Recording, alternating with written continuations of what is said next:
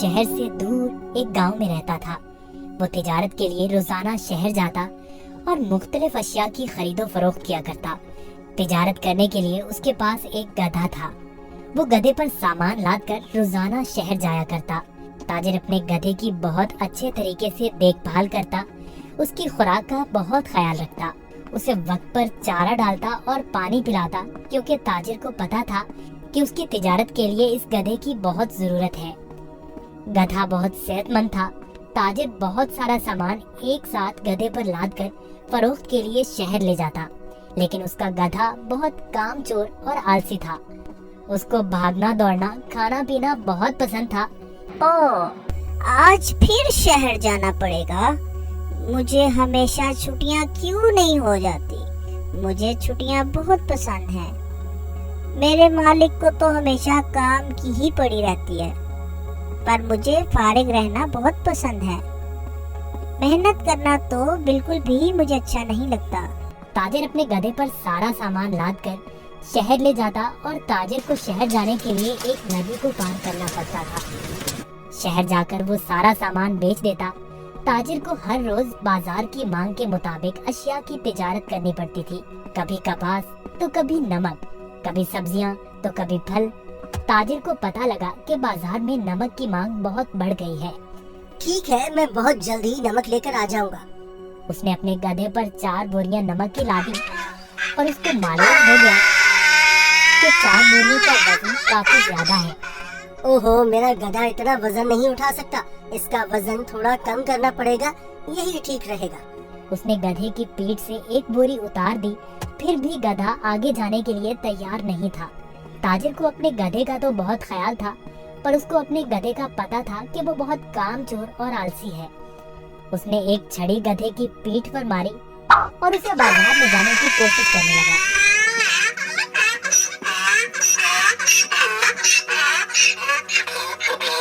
चलो, मुझे पता है तुम बहुत आलसी हो। तुम्हें शहर जाना बहुत जरूरी है, क्योंकि बाजार में इस वक्त नमक की बहुत मांग है।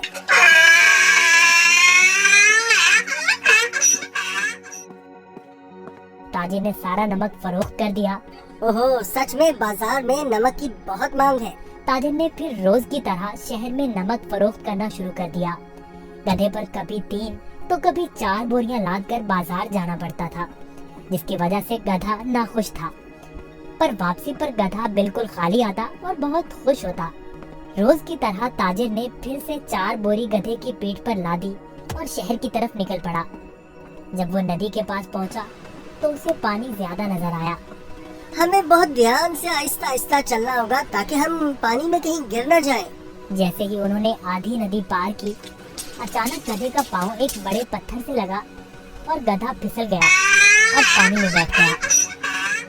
ओहो, तुमने ये क्या किया? बोरियां तो अभी भी मेरी पीठ पर हैं, लेकिन मुझे इतना वजन महसूस नहीं हो रहा। ये एक जादुई नदी है। गधा इस बात से हैरान था कि नदी में फिसलने की वजह से उन बोरियों का सारा नमक नदी में घुल गया था और बोरियों में से नमक खत्म हो चुका था। इसकी वजह से गधे को वजन महसूस नहीं हो रहा था, क्योंकि बोरियों में नमक बचा ही नहीं था, सब खत्म हो चुका था। ओहो, मेरी सारी मेहनत जाया हो गई। अब मैं शहर जाकर क्या करूँगा? सारा नमक तो बह गया है। शुक्र है खुदा का, मेरा गधा तो सही सलामत है। गधे को कुछ नहीं हुआ। अब शहर जाने का कोई फायदा नहीं, मुझे अब घर जाना चाहिए। वाह, कोई वजन भी नहीं और काम भी नहीं। ये तो कमाल की नदी है। फिर अगले दिन ताजिर ने 4 बोरियां गधे की पीठ पर लाद दी और शहर की तरफ निकल पड़ा।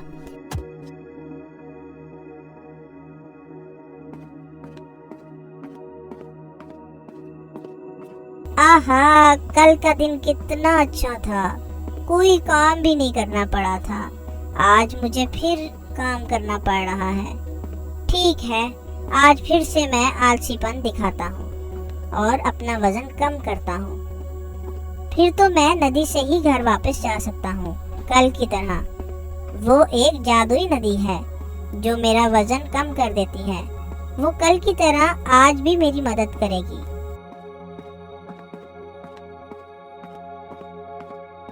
ताजिर उस दिन गधे की चालाकी से बिल्कुल बेखबर था। रोज की तरह ताजिर अपने गधे के साथ इस नदी के पास पहुंचा तो गधा ताजिर से पहले ही इस नदी की तरफ जाने लगा। ताजिर ने उसे रोका। रुको रुको। गधा फिर से नदी में फिसल गया जहाँ वो पहली बार फिसला था। ओहो, तुमने क्या किया? काहिल गधे, जल्दी से बाहर आओ। लेकिन बहुत देर हो चुकी थी। बोरियों का सारा नमक नदी में घुल गया। गधे को अब कोई वजन महसूस नहीं हो रहा था। वाह, ये हुई ना बात। कोई वजन भी नहीं और काम भी नहीं। ये दोबारा कैसे?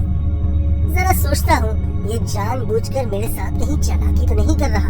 हो काहिल गधे, मैंने तुम्हारा इतना ख्याल रखा और तुमने मेरे साथ क्या किया?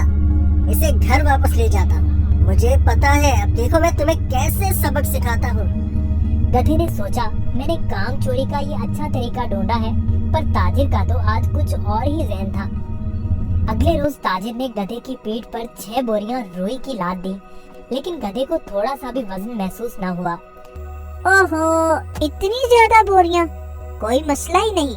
शहर तक जाना किसने है? इस जादुई नदी तक तो जाना है बस। और वो शहर की तरफ जाने लगे। जब वो नदी के पास पहुंचे तो अचानक से गधा नदी पार करने लगा और उसी जगह पर फिसला जहां वो पहले फिसलता था। ताजिर बाहर खड़ा होकर ये सब मंजर देख रहा था। ओहो, ये मेरी पीठ पर इतना वजन कहाँ से आ गया?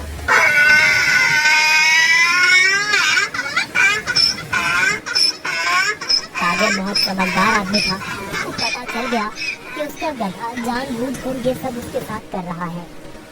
इसलिए ताजिर ने इस दफा बोरियों में नमक के बजाय रुई भर दी थी।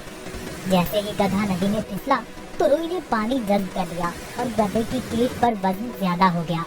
हाँ, तुम मुझे इतने दिनों से बेवकूफ बना रहे थे। तुम्हारी इस हरकत से मेरा बहुत नुकसान हुआ है। तुम्हें इस बात का अंदाजा भी है क्या? अब तुम इसी तरह बोरियों के साथ घर जाओगे। गधे को उन बोरियों के साथ ही घर आना पड़ा। इस तरह गधे ने अपना सबक सीख लिया और उस दिन के बाद गधे ने कभी नदी में फिसलने की हिम्मत न की। इसलिए नतीजा, जैसा करोगे वैसा भरोगे।